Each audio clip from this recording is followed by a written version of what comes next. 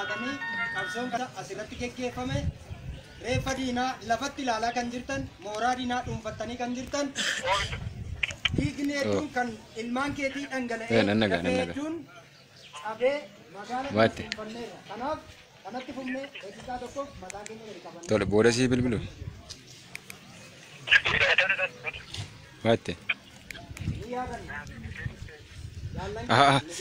Bilbila sirkaa dansee koo argadheera dhis.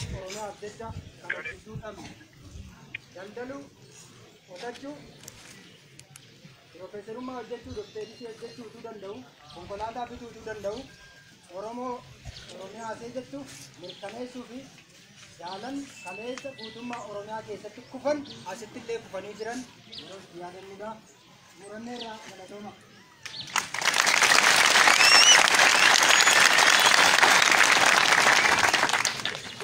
Kan itti aanu haala yeroo irratti waa isinitti himu. Tokko qabsoorra jirra yeroo qabeenya saamnu hirmaannu miti. Sirrii moo sirrii miti? Yerootti qabeenya wal gumaachinu eenyu wal kabajnurraan ala yerootti qabeenya diinaa tokko tokkoon mana keessatti guurratan miti. Wanta ta'eef qabeenya diinaa dugda diinaa irraa kaleessa amma irraatti saamame mooraa diinaa keessaa waan fuudhame qeerroon ganda jirtu, jaarsoliin biyyaa ganda jirtu, abboonni amantaa ganda jirtan keessaa ni to'attu iddoo tokkotti walitti qabdu qabeenya waloomoo waloomin dubbadaaga eegamuu danda'uu qaba.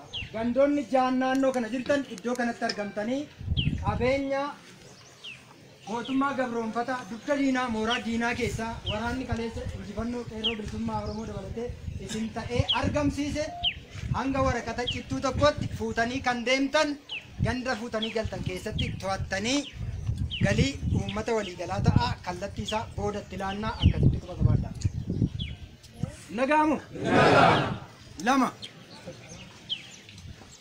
lammaffaan hin bilisoomne naannoo qellemtu bilisoome guutummaa Oromiyaa keessatti duula qabsoo sabaa uummata Oromoof waraanni bilisummaa Oromoo geggeessaa jiru quba qabaadha.